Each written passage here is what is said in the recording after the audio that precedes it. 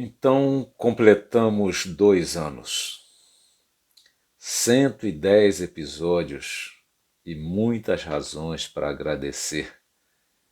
Agradecer a Deus em primeiro lugar, aquele que torna possível todas as demais coisas. E agradecer a você que tem dado ouvidos às provocações à razão. Foram muitas as reflexões, muitos os temas abordados.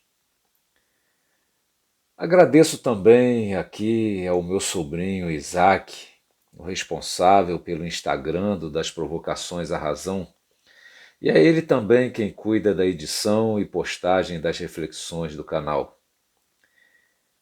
Ele coletou alguns dados sobre este ano e, para minha surpresa, foram 4.514 visualizações, um acréscimo de 37% em relação ao ano passado. Nosso canal é pequeno, você sabe,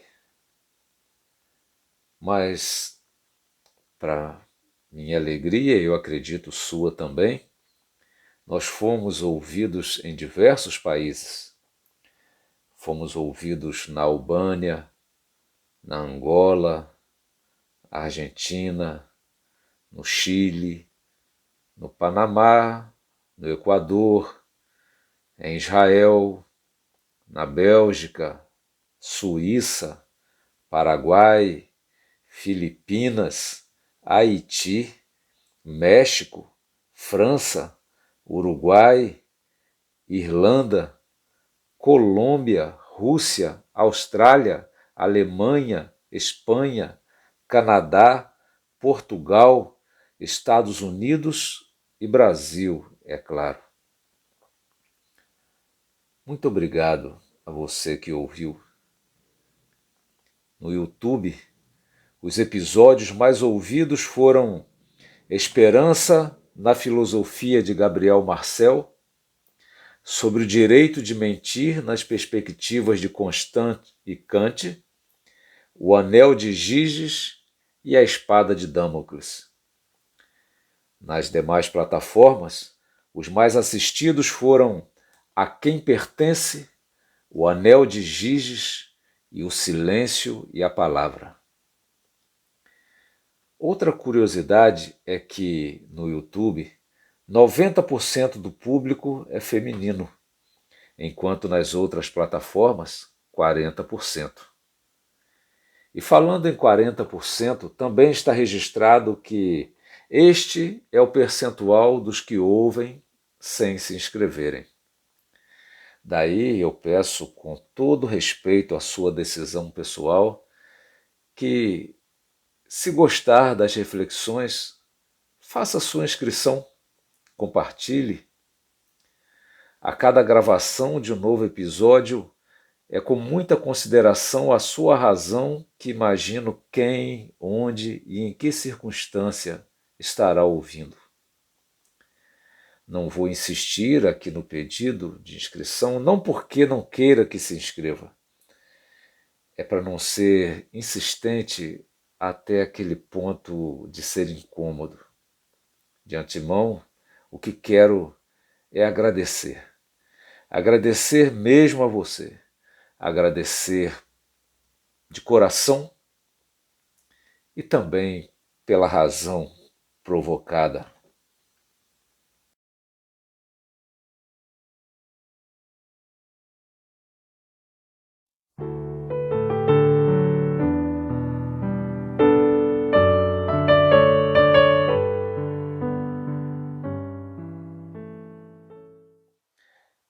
A reflexão de hoje, por exemplo, ela é uma reflexão, no mínimo, intrigante.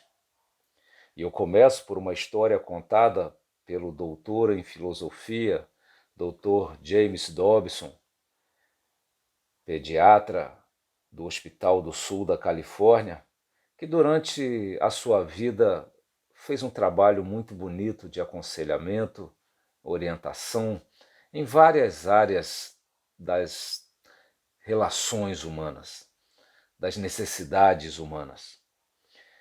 A história que ele conta começa assim.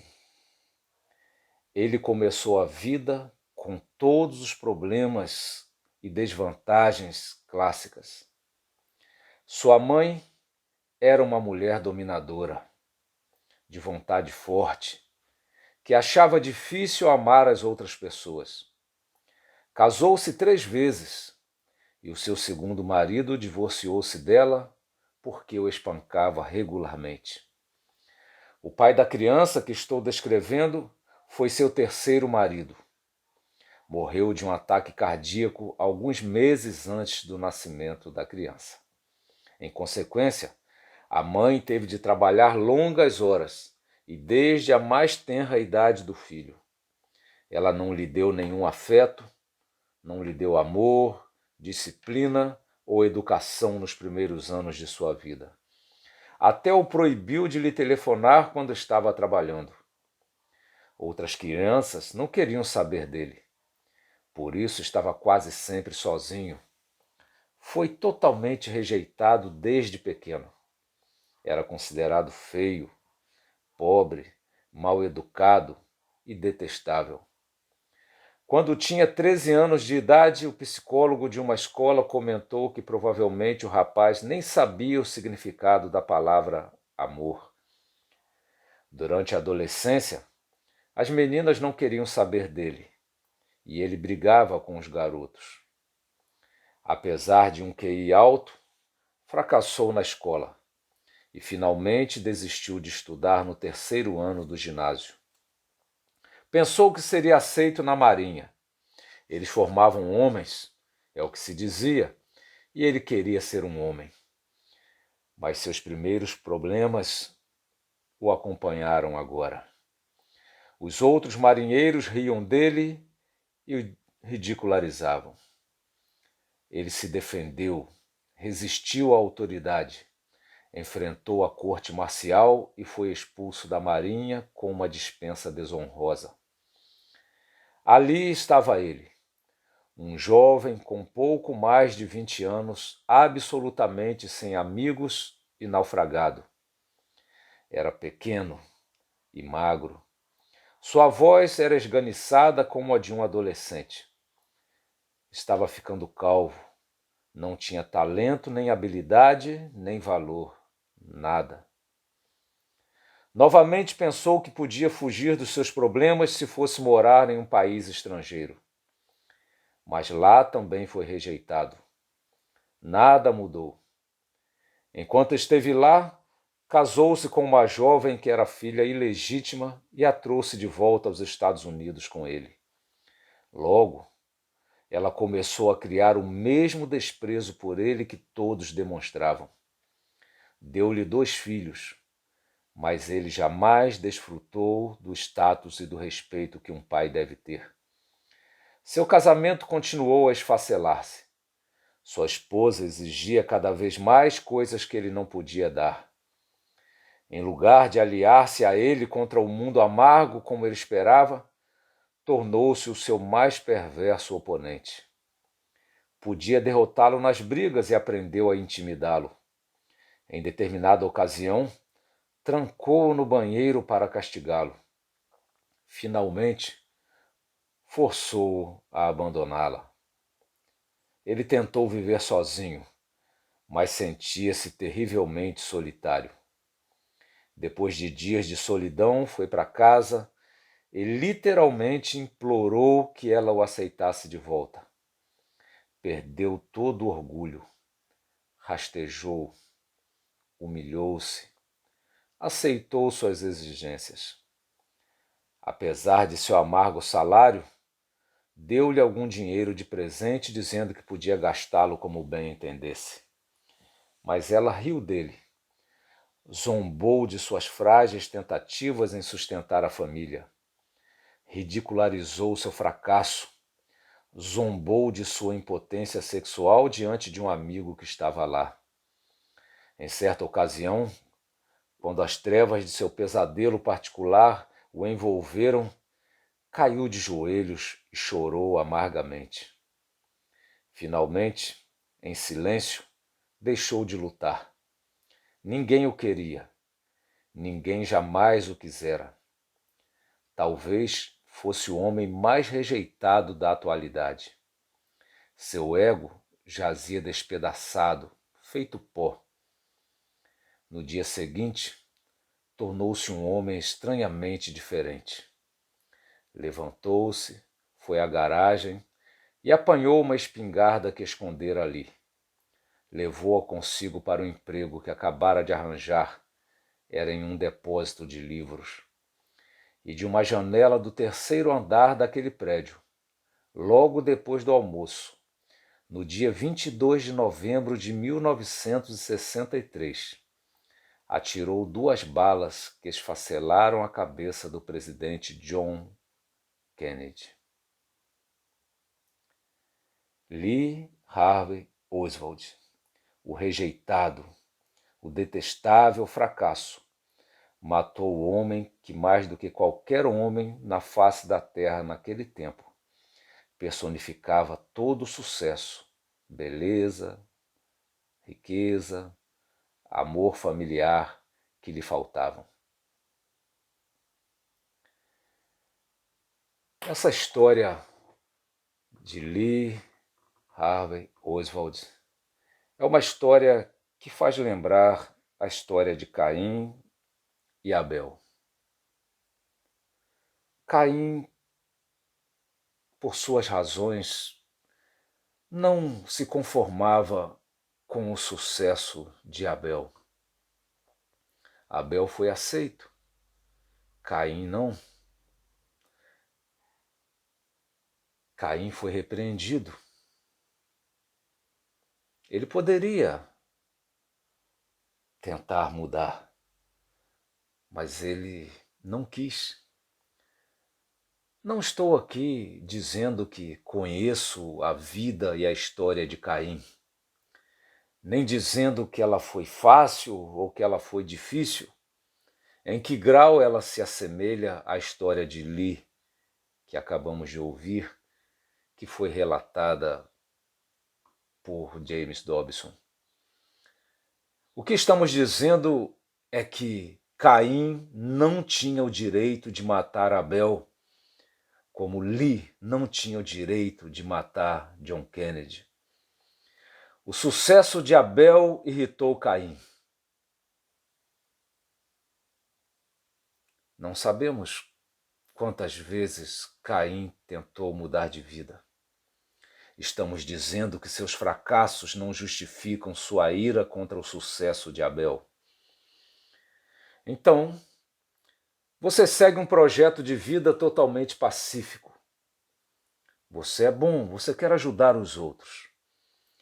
E de repente, um Caim insatisfeito resolve compensar suas dores, fazendo você sentir dor também. Quando olhamos a história, vemos o risco de pensar o melhor dos Caíns, mas os Abéis sempre pensam na possibilidade de recuperação. Como equilibrar uma luta entre Caim e Abel? Seria mais fácil fazer Abel se defender ou fazer Caim parar de agredir? Flávio Vegésio, autor romano entre o IV e V séculos depois de Cristo, é apontado como o autor de uma frase que meu pai costumava repetir vez ou outra em nossa casa. Se vis pacem, parabellum. Me lembro, volta e meia, papai dizia, se vis pacem, parabellum. Essa frase passou a ser mesmo um provérbio latino que significa: se desejas paz, prepare-se para a guerra. A premissa envolvida aqui é de que nenhuma paz se estabelece sem a mediação da força. O Abel, o que deseja a paz, precisa entender que deve estar pronto para se defender ou deve acreditar na bondade alheia, que o Caim nunca fará males tão grandes. O que será? Será que podemos acreditar na recuperação dos Caíns? Ou devemos, como diz o ditado, se vis pacem, Parabellum. Provavelmente Caim soubesse da bondade de Abel, mas Caim também sabia da fragilidade de Abel e sabia que Abel não suspeitava de suas intenções. Caim matou Abel. O mesmo que disse: bem-aventurados os pacificadores, também disse: eis que eu vos envio como ovelhas no meio de lobos. Sede, portanto, prudentes como as serpentes, ao mesmo tempo simples como as pombas. E ele continua: cuidado com os homens. Os Abéis de hoje precisam aprender com o Abel do passado, ou mesmo com cada Abel do passado. De alguma maneira, podemos até dizer que a humanidade se divide entre Caíns e Abéis. Por que as pessoas insatisfeitas se voltam contra os satisfeitos? Por que os mal-sucedidos se voltam contra os bem-sucedidos? E aqui quero deixar claro que isso transcende em muito aspectos econômicos, como expostos na teoria sociológica do conflito. Isso envolve até irmãos dentro de um mesmo lar. Envolve profissionais dentro de uma mesma empresa, no mesmo cargo com o mesmo salário. Envolve moradores de uma mesma rua e se estende até povos dentro de uma mesma nação e entre nações de um mesmo mundo. A razão provocada recoloca do seguinte modo a pergunta: por que o mal se volta contra o bem? Ou ainda, por que o mal se volta contra o bom? É óbvio que há relatividade nessas questões, porque quem se considera mal? Quem se considera bom? Quem está a favor do bem e do mal? A subjetividade envolvida pode tornar difícil dizer quem é quem, porque a interpretação do que é bom e do que é mal pode variar de pessoa para pessoa. Mas realmente é raro alguém se ver como personificando o mal. Então precisamos analisar, ao menos por certo ângulo, esses opostos. O mal não se conforma com o sucesso do outro, mesmo que o sucesso do outro seja merecido e mesmo que de alguma maneira lhe beneficie. O mal prefere que ambos percam. O bom mais que se conforma com a felicidade do outro, quer a felicidade do outro. O bom se alegra com a alegria do outro. Como no famoso julgamento de Salomão, aquelas duas mães apareceram diante dele, dizendo cada uma delas que estava certa. A história que elas contaram foi a seguinte: nós morávamos juntas e engravidamos quase na mesma data. A diferença do nascimento de um bebê para o outro foi de apenas 3 dias. Depois de poucos dias dos bebês nascidos, um bebê morreu. E cada uma delas dizia que o bebê que estava vivo era o seu bebê e que o bebê da outra é que havia morrido. Então, Salomão, diante do impasse, já que nenhuma das duas cedia, ele mandou trazer uma espada e disse que partiria a criança ao meio e daria metade para cada uma delas. Então, a falsa mãe, ou mãe má, preferiu que o bebê fosse morto a ser entregue vivo para a outra, enquanto aquela que tinha o espírito verdadeiro de mãe, ela disse: não, pode entregar para a outra. eu prefiro que ele viva, ainda que seja com ela. Amar dizia algo do tipo: se eu não posso, você também não pode. Se eu não posso ser feliz, você também não pode. Se eu não posso ter aquele bem, você também não pode. Por tudo que temos observado na nossa vida e na de tantos outros, a síndrome de Caim nem sempre é fácil de detectar. Ela tem se sofisticado. Muitas vezes, só sabedoria salomônica poderia distinguir. Mas cada um dentro de si pode averiguar a si mesmo, sondar seu próprio coração e ver se quer o bem do outro ou o seu fim. Se prefere que o outro seja preservado ou destruído. Você está atacando o outro ou está se defendendo? E quando falo do outro, falo do diferente. O diferente é que é de fato o outro. Eu sou capaz de desejar o bem ao outro, mesmo não concordando com ele?